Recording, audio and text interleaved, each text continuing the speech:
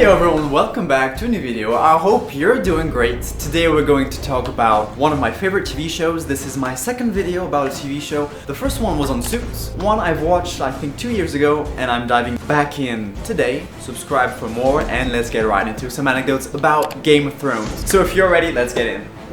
So we're going to have 3 quick anecdotes right now. The first one is that Game of Thrones is the most pirated TV show of all time. That was a simple one just to get us started. Number 2, I think this is quite an astonishing one, but Tyrion Lannister, played by Peter Dinklage, is the character that appears the most and has the most lines of dialogue in the TV show. He's absolutely great in the role, and there will be a few anecdotes on him later on. Now, number 3, this is quite a weird one, but originally it was planned that Jon Snow had feelings for Arya, his own sister.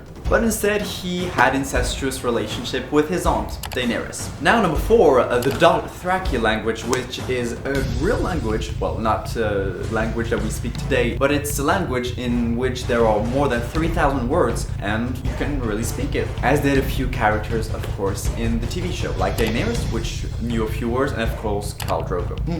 Speaking of Emilia Clarke and Jason Momoa, the first time they met was quite unique. Jason Momoa, who plays Daenerys' husband, when he first saw Emilia Clarke for the first time, he just sprinted across the room to tackle her to the ground, like in rugby. How un-Drogo of him.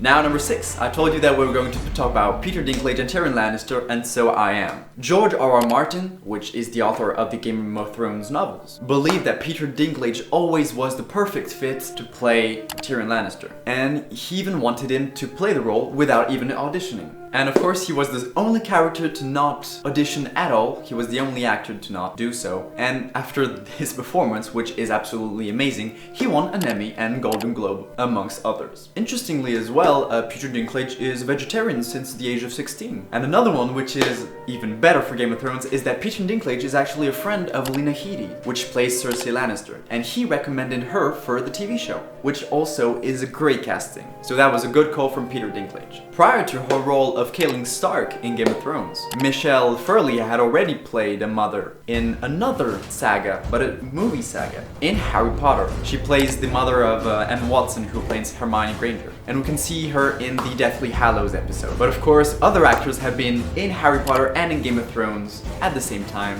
Walder Frey, for example, in Game of Thrones. I think a few of you have seen him, but David Bradley is also Argus Filch, the caretaker of Hogwarts, that we can see in a few of the movies, but especially in the second, in Harry Potter and Chamber of Secrets. It's funny to see that a lot of Game of Thrones actors and a lot of Harry Potter actors have correlations between them, and of course in both they sometimes have different characters, but they also play them very, very well. Now, number 8, despite playing Robb Stark, so Richard Madden's wife in Game of Thrones, Una Chaplin is known for being the granddaughter of Charlie Chaplin. She finds this connection quite amusing. And I think Game of Thrones fans as well, because you can see Charlie Chaplin's granddaughter with Robb Stark. Now, this is an absolutely legendary anecdote, and of course this is maybe one of the best I could find. Jerome Flynn, the actor of Bronn, but he went out with Lena Headey, but that's another anecdote.